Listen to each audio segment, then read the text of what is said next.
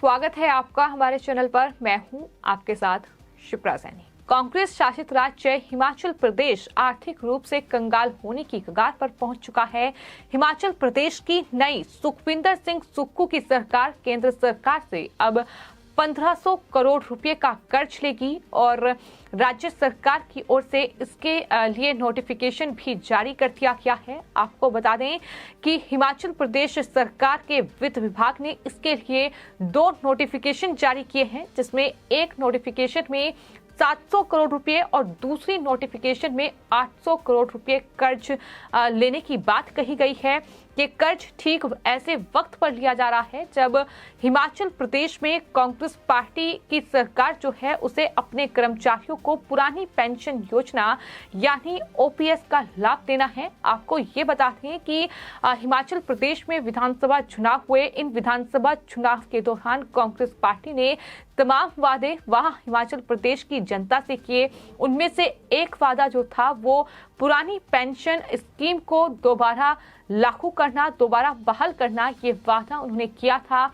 लेकिन अब जब ये वादा पूरा किया गया है तो इसके लिए अब केंद्र सरकार के सामने हाथ फैलाए जा रहे हैं। अब कर्ज की डिमांड जो है वो हिमाचल प्रदेश सरकार की ओर से की गई है और आपको ये बता दें कि हिमाचल प्रदेश पर पहले से ही 75,000 करोड़ रुपए का कर्ज है, जिसको लेकर लगातार हिमाचल प्रदेश में सियासत गरमाई हुई है। जो मौजूदा कांग्रेस पार्टी की सरकार है, मौजूदा मुख्यमंत्री हैं सुखविंदर सिंह सुक्खू, वो लगातार हिमाचल प्रदेश के पूर्व सीएम जयराम ठाकुर और उनकी सरकार पर हमलावर नजर आ रहे हैं।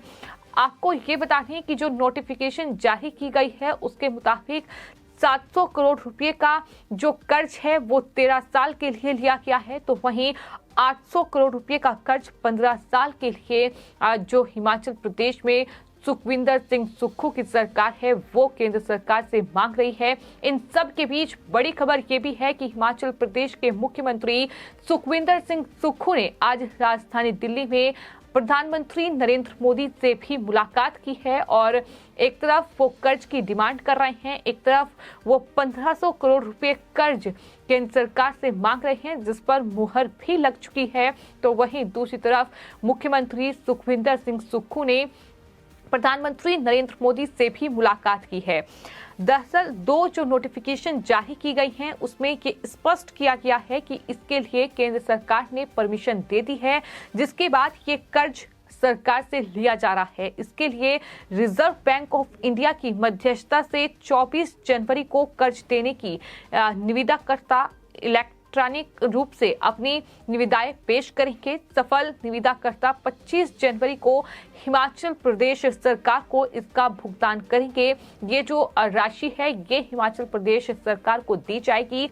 आपको ये बताते हैं कि राज्य सरकार के वित्त विभाग की ओर से जो नोटिफिकेशन इस पूरे कर्ज को लेकर जारी की गई है उसमें ये कर्ज आखिर किन वजहों से लिया जा रहा है इसका भी जिक्र किया गया है और हिमाचल की कांग्रेस सरकार ने ये कहा है कि वहां विकास कार्य होने हैं, इसके लिए वो कर्ज ले रहे हैं। लेकिन आपको ये बताते हैं कि जिस तरीके से लगातार कांग्रेस और बीजेपी हिमाचल प्रदेश में जो कर्ज हिमाचल प्रदेश पर है उसको लेकर आमने सामने है। आपको बता दें जो मौजूदा मुख्यमंत्री हैं हिमाचल प्रदेश के सुखविंदर सिंह सुक्खू, उन्होंने दरअसल पूर्व मुख्यमंत्री जयराम ठाकुर पर गंभीर आरोप लगाते हुए ये कहा कि पूर्व सीएम ने दरअसल हिमाचल प्रदेश को कर्ज में डुबाया है। लेकिन इस पर भी जयराम ठाकुर ने पलटवार करते हुए सुखविंदर सिंह सुक्खू को करारा जवाब दिया। उनकी तरफ से ये कहा गया कि जितना कर्ज कांग्रेस की सरकार ने अपने पुराने कार्यकाल में लिया उतना हमने कोरोना काल में भी नहीं लिया।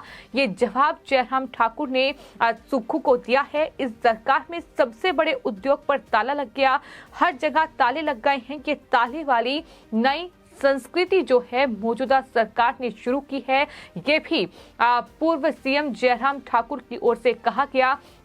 तो कुल मिलाकर इसको लेकर लगातार सियासत जारी है, चूंकि 75,000 करोड़ रुपए का कर्ज हिमाचल पर पहले से ही है और अब आर्थिक रूप से हिमाचल प्रदेश कंगाल होता दिखाई दे रहा है।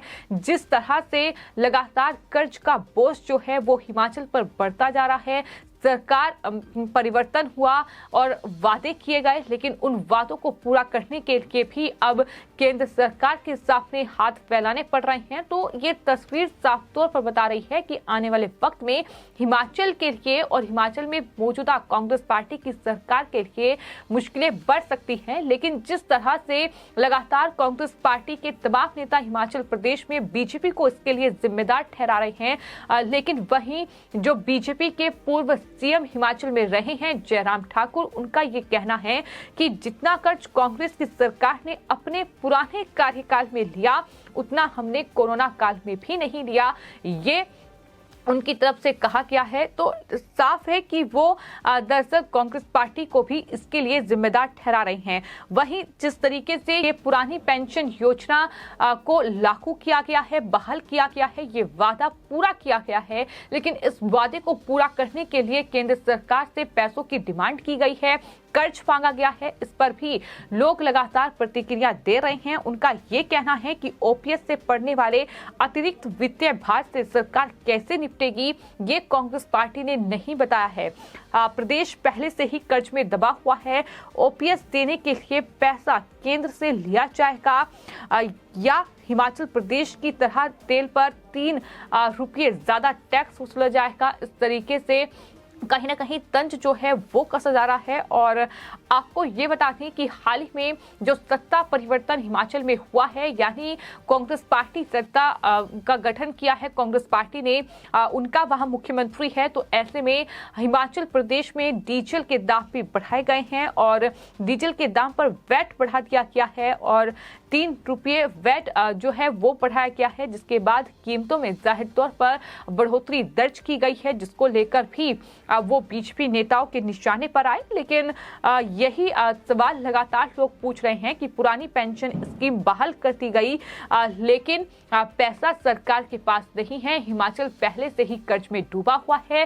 सियासत लगातार हिमाचल प्रदेश में जो कहीं ना कहीं कर्ज जो हिमाचल पर है उसको लेकर जारी है, जहां कांग्रेस पार्टी बीजेपी को इसके लिए जिम्मेदार ठहरा रही है। तो बीजेपी ये याद दिला रही है कि हमसे पहले कांग्रेस की ही सरकार थी और उन्होंने हिमाचल को इस बदहाली में छोड़ा था कि आज ये कर्ज बढ़कर 75,000 करोड़ रुपए हो चुका है और उसके बाद अब 1500 करोड़ रुपए का कर्ज जो है वो उसकी डिमांड हिमाचल प्रदेश में कांग्रेस पार्टी की सरकार की ओर से कर दी गई है। इसके लिए नोटिफिकेशन जारी किया गया है। वहां का जो वित्त विभाग है उसकी तरफ से जानकारी दी गई है, जिसमें बताया गया है कि 2 नोटिफिकेशन है, एक 700 करोड़ और दूसरा 800 करोड़।